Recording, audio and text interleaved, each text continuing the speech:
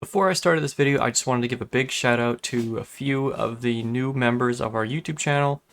We have Tonic, Lucas, CP Snipes, and H2 Dizzle. Thank you guys so much for supporting the channel, and I appreciate your support tremendously. Hello everybody, and welcome to my channel. In today's video, we're going to be talking about the medical system. We're going to be talking about the medical skill, its importance, variety of medical items, and then finally the wound system, all in great detail. So let's get straight into it. Talk about the medical skill. As we know, the medical skill is a very important skill, and just like any other skill, levels up as you use it. By treating wounds, using medical items on others and yourself, it can level up, but it takes a long time to get anywhere in the medical skill. Over 300 hours of gameplay on one character, and I'm only 50% of the way through basic medical. The medical skill's extended progression time sets it very far apart from any other of the intelligence line skills, which most of them you'll be able to get advanced within 100 hours, maybe 200 hours of gameplay, though medical takes a lot longer. In my opinion, prioritizing the medical skill is essential due to its usefulness in SCUM early game. You don't have that many medical items to handle. Therefore, using less of them to do more is better. Now, it is true if you're playing with others, you don't all need to get advanced medical, but I always get advanced medical at the beginning of the game. It helps with your stabilizing times and recovery rates, which means you're not decommissioned longer, you're back in the action quicker. And it means you use less bandages and medical equipment when you don't really have much, saving you later when you might need more. Getting used to playing with advanced medical is great because team members love it. They love somebody to come by and patch them up for one brag instead of them using 16 different things. It is a huge benefit, and I think at least 2 people in your squad should be using advanced medical. Now, SCUM has one of the most complex wound systems in a game that I've ever seen before, which really does increase the realistic gameplay effect. A lot of people are going to argue that engineering is also just as important as medical. I'm going to say yes, it is important, but no, at the beginning of the game, it is not more important than medical. The only thing people use advanced engineering for is scrap ammunition for the sentries, blocks, upgrading their buildings, and crafting a few other variety of items that you're not going to be doing right when you start your character. You will not be crafting gold locks right away. You need to find 15 padlocks. Recently, since 0.85 was dropped, SCUM has let you find these locks. You will find enforced locks laying around. So I would argue that early game engineering is nowhere near as important as it used to be, but still important. It took me 3 hours from no skill to get to advanced engineering with a chainsaw. It does not take that long. You will be spending way more time getting medical to medium than you're going to be getting every other skill to advanced together. Yes, because medical takes so long unless you have 100 people all wounding themselves and just getting shot in front of you where you can use all your equipment on them. Great, you'll go pretty quickly. But if you're passively doing this through the game or hurting yourself, sitting down waiting for it to regenerate, hurting yourself, sitting down waiting, it's going to take you 80 to 100 hours, and you're going to need so many materials, it's going to take you even longer to gather them all up. If you're gathering your skills periodically through your gameplay, you're probably going to be able to find, like I said, 300 hours, I've gotten nearly halfway to medium medical, and I'm medic on my team. If you're playing solo, it's going to take even longer than that, especially if you don't get hit often. Not a lot of people like getting beaten up by puppets to level your medical skill, so having high is just in a case of emergency, you're prepared for it. So we've talked about the medical skill. Why don't we move on to the medical items in SCUM? And why don't we talk about those? Now there's a wide variety of medical items you can use. Why don't we start with the pills and then we'll work to bandages and then other items afterwards. To start, there's antibiotics. As you can see, they all give the exact same amount, but simply produce 2 minutes and 37 seconds of a boosted immune system that allow you to combat infections for that amount of time. Vitamins are for your metabolism system.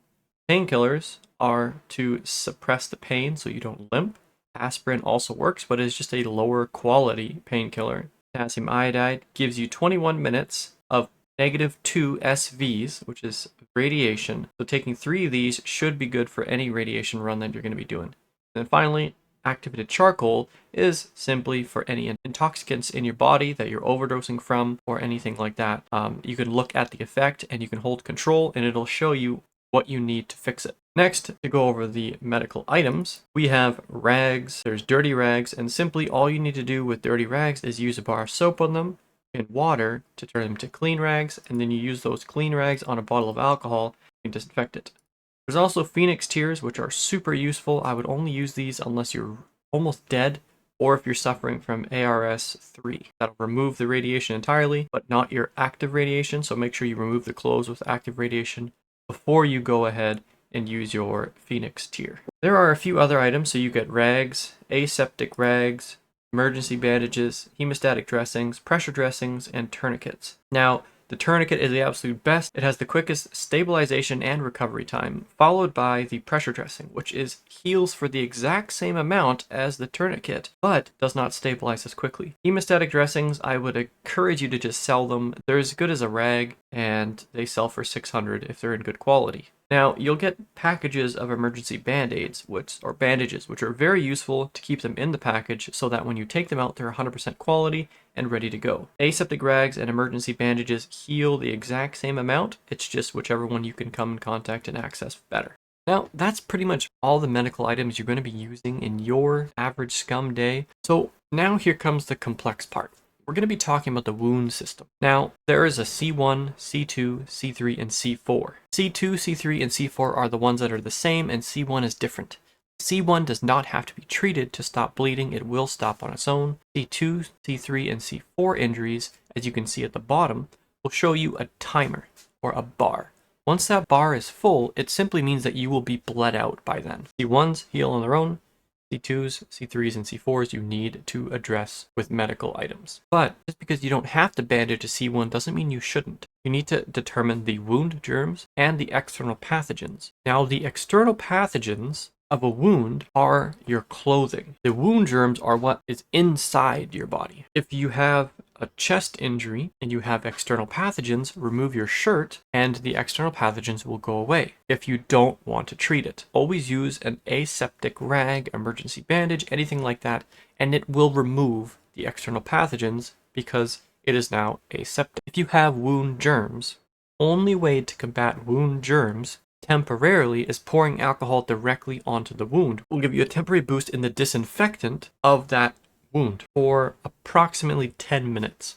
After that, it evaporates and it's no longer good. Gives you 8% disinfectant rate. Now, recently they've added burns into the game, and I've been testing burn gel, and honestly, I can say it's not worth using.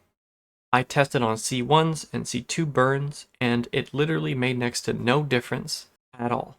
As you can see in the video, the amount of time it took didn't change much. But if you really want to, and you have burn gel and you want to use it, and you think it works for you, apply burn gel and then bandage the wound. That'll allow it to get the stabilization right away. And then it says that burn gel is supposed to increase the rate in which things stabilize and which they recover. I didn't really notice that much of a difference at all in anything above 0.2% health missing or 0.2 health missing. But if it works for you, great. Maybe they'll change it later on. It had no effect to the pain, which it should. Burn gel should essentially lower the pain of an injury with burn. It's supposed to cool it and make it feel better. But it had no effect to the pain, so in my opinion, it's not worth using. Don't waste your money. As we can see in this clip, our immune system is currently being outweighed by the level of external pathogens we currently have. Now, a misconception people have said is that laying down increases your immune system. I'll just show you here real quick. It doesn't. All it does is allow you to stabilize and recover quicker. It has no effect on your immune system. See, we're balancing out quicker. To fix this issue the most, as you can see, most of our issues are coming from external pathogens. Simply, we would take off our shirt and our gloves. And if it's still, see, now it's in the green. Also, we could take off our backpack, and that will remove all of the external pathogens. Now, our immune system is able to easily combat what we're dealing with for contamination. Constitution obviously increases your immune system, so it gives you more to be able to work with at a higher constitution. The lower your constitution, the more you're probably going to need antibiotics or to treat your external pathogens and wound germs. So to summarize, You don't need to bandage C1s, but if you have a lot of them and your immune system is going to be taking a hit, simply remove a few by either bandaging them up with something aseptic to remove the external pathogens, or pouring alcohol on the wound to increase the disinfectant rate. Now, a lot of you guys aren't subscribed to the channel, and I would simply ask that you think about it, and if you learned something from this video or my other videos, and you want more of this content and you're watching more of it, I'd highly encourage you to hit that subscribe button. That way you are going to be alerted for my next upload, and I like to take time and put effort into making these videos, and by having you guys hit that like button and subscribe, it shows that the effort is well received, and it shows me that the community wants more of these types of videos. If that is something you could do for me, I would be highly grateful for that. Comment down below if you liked the video. If you thought I missed something, please let me know down below in the comments, and I'll be more than happy to read that comment back. Until next time, guys, have a great day.